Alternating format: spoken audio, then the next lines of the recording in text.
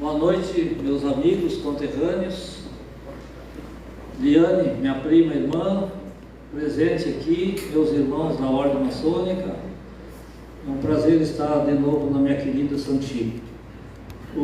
Permito que eu falo sentado para ficar bem à vontade. Bom, meus amigos, eu vou só relatar o que, pela ironia do destino, me levou para Santo Ângelo, e de lá eu tive contato com esse ritmo bugio. Em 1980, eu fixei residência em Santo Ângelo por convite do Senair Maicá, que era muito meu amigo. Todas as pessoas que eu vou citar aqui foram meus particulares amigos, fora o Neneca, que infelizmente por ser de outra geração, me parece, né? E chegando lá, logo que cheguei em 1980, fixei com a minha família residência em Santo Ângelo. Fui convidado pelo prefeito, então prefeito Mauro Azevedo, para fazer parte da administração pública de Santo Ângelo. Lá nós criamos o Conselho de Cultura, depois Secretaria de Cultura, Secretaria de Turismo, e fui secretário de Turismo e de Cultura. Só não fui nada contra a política, mas só não fui do PT porque não me se elegeu lá, mas de todos os partidos eu fui secretário lá. Então tenho uma experiência nesse lado. E criamos um festival lá em Santo Ângelo, a Jornada Nativista, e eu colaborava com um jornal, uma crônica com um jornal semanal lá em Santo Ângelo. E queria fazer uma homenagem a uma pessoa que eu conhecia só de nome, já desde Porto Alegre, que eu vinha de Porto Alegre, do tal de Tio Bilia. Mas quem foi esse Tio Bilia? O Senair Maicá me falava muito do Tio Bilia, inclusive o Noel Guarani, que posava em casa em Santiago, passei minha adolescência lá, ele já comentava no Tio Bilia. Foram meus dois amigos diretos. E eu disse, eu quero fazer uma homenagem ao Tio Bilia. Então o jornalista lá, que foi várias vezes vereador do município, João Batista Santos da Silva, me levou na pequena propriedade do Tio Bilia, uma chacrinha na Serra de Cima. E lá eu tive o primeiro contato com o Tio Bilia, fiz um troféu com o nome do Tio Bilia e fiz a homenagem principal assim, desse festival. Foi um sucesso. A partir daí eu tracei uma relação de amizade muito íntima com esse gaiteiro dito, esse rei da Oito Baixo, que realmente, depois o Renato Borghetti, os Serranos e toda essa gama de gaiteiros do Rio Grande do Sul, todos eles têm um pouquinho de respingo dessa pegada de gaita do Tio Bilia.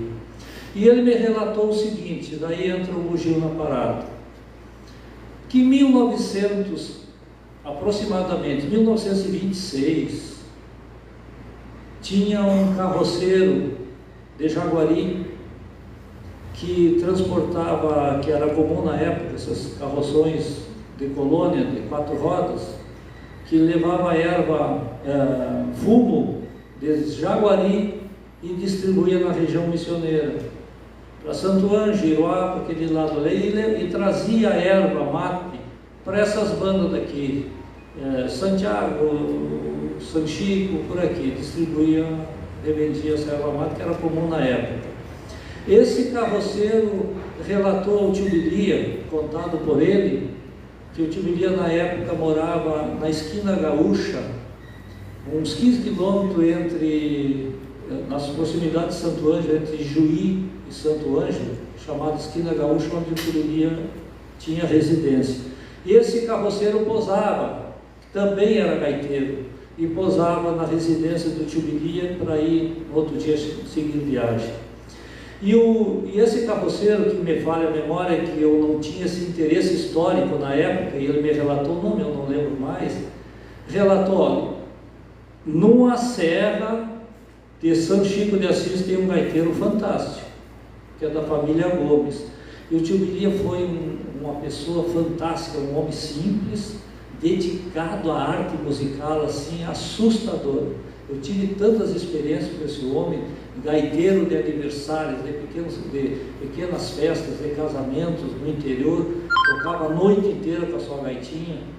e até hoje tem a gaita dos filhos dele, né, na Todeskine.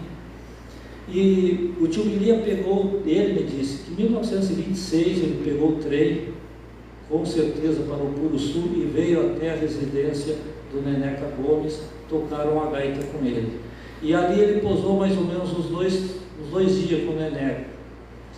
E eu não tenho a certeza de que esse bugio tocado hoje pelo Neneca não era o bugio que o Neneca Gomes tocava, mas o Neneca espontaneamente. Os gaiteiros que estão aqui, eu também convivo na área musical, sou um letrista de várias músicas.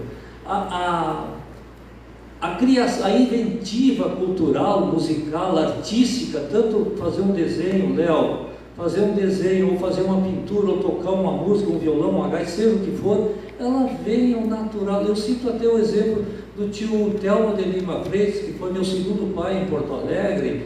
Ele acavalava duas cordas do violão e fazia um ritmo diferente, quer dizer, um acorde diferente. Ele criou aquilo ali. Agora a história, o IFAI vai documentar como uma nova invenção? Acho que não, é o natural que acontece essas coisas, né? Então o tio Bilia recolheu esse ritmo um pouquinho avantajado depois da maneira, porque o ritmo, os gaiteiros que estão aqui, os músicos, o bugio é binário, ele tem dois ritmos, um acentuado, um ondulado e um tônico, né? É assim, né? Então tem a aproximação da maneira. E o tio Bilia voltou para as missões, depois veio a Santiago e encontrou um negro Marculino, que ele cita que foi o maior gaiteiro da época e que tocava esse bugio através de convivência com o Neneca, com a família Gomes. Tocaram nas carreiras em Santiago. E o tio Bilia não era gaiteiro, eu nunca vi o tio Bilia tocar uma milonga, nunca vi o tio Bilia tocar um tango, só tocava vaneira e contrapasso, muito tocado, contrapasso, e esse ritmo bugio que não tinha o jogo de fole dos serranos, não é do grupo de música, dos gaiteiros da serra, não tinha esse jogo de fole, era um bugio constrangido, não tinha esse jogo de fole que vocês fizeram aqui. O Neneca e o tio Bilia não tocavam um bugio, uma vaneira um pouquinho aí alterada, né? E pela primeira vez o tio Bilia, que ele deu uma pegada muito mais forte na vaneira, não tinha esse nome bugio, até então não tinha esse nome bugio. Ele deu uma pegada mais forte e disse: isso aqui não é vaneira, isso aqui é vaneirão. E na cerca de 1930, 36, se não me engano, Valdevito pode me ajudar. Tinha um major que foi meu amigo também, major do Exército, o major Maximiliano Bogo, ligou para o Oneide Bertucci e disse: eu tenho um gaiteiro aqui fantástico, que é um bárbaro na gaita do Ito Baixo, eu posso levar ele aí para ver se pode se gravar esse? E o Oneide disse: não, traz ele aqui. Aí o Maximiliano Bogo levou o tio Bilia a Caxias do Sul e teve lá uns quantos dias, há cerca de 15 dias, e mais propriamente o Oneide calibrando o tio Bilia, porque o tio Bilia era um gaiteiro de galpão e que tocava uma marca 10 minutos, 15 minutos uma marca, e para gravar tem que ser 3 minutos e pouco, não pode passar disso aí. Ele não conseguia terminar, como os gaiteiros de campanha, eles não conseguem terminar uma música, eles não tem floreio, também não tem fina. E então conseguiram calibrar o tio Bilia e o Oneide Bertucci, que foi meu amigo particular também. porque ele foi muito tradicionalista. Ele, acima de tudo, ele pertencia ao movimento tradicionalista gaúcho, e eu encontrei o Oneide em vários congressos tradicionalistas, no tempo da minha juventude. E o tio Bilia, o Oneide levou o tio Bilia a São Paulo e conseguiu gravar o tio Bilia. Mas onde é que entra o bugio aí? O tio Bilia criou um vaneirão com o nome Os Três Bugios. Então daí veio essa palavra de bugio e bugio, e se tornou um ritmo nosso. Mas acima de tudo um ritmo gaúcho. Não temos aqui, graças a Deus, pela sorte do destino, tem 2 santos que são padroeiros do bugio, que são Francisco de Paula e São Francisco de Assis. Podia ser outra cidade. Graças a Deus que acontece a ironia, ou a graça do destino, né? Os 2 santos padroeiros, e que os dois são o São Francisco, amigo e protetor dos animais. Então veja a beleza desse ritmo que tem que dar certo como patrimônio imaterial do Estado. E agora quem deu o colorido de bugio, a força de fole do bugio, foi os gaiteiros de cima da serra, mais propriamente dito, os Bertucci. E o grande Bertucci, não desprezando o Adelardo, mas foi o Oneide Bertucci. Esse foi o cara, porque realmente o Adelardo tocou só 10 anos com o Oneide, como dupla, e depois ele abandonou a dupla, deixou o Oneide sozinho. Então o Oneide foi o grande criador musical e o grande ser humano, é o Oneide. Então aconteceu esse trajeto histórico que eu presenciei em loco.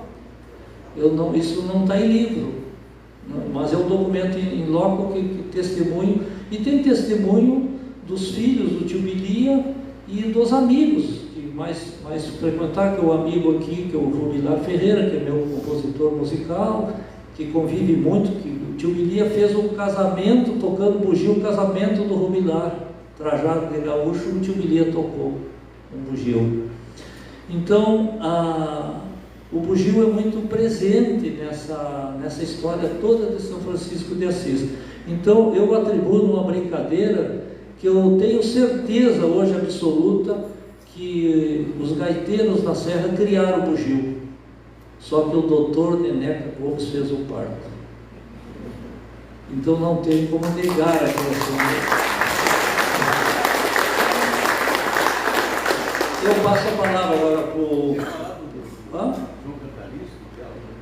o tio Telmo, eu chamo de tio Telmo amorosamente, porque foi meu segundo pai em Porto Alegre. Eu cheguei lá em 1970 e convivi muito com todo esse movimento tradicionalista, o Borguetão. Eu sempre digo que o Borguetinho passou no meu colo, o filho do Telmo, que hoje é um dos maiores bateristas do mundo, foi baterista do Rolling Stone. Então imagina o Kiko, filho do Telmo, né?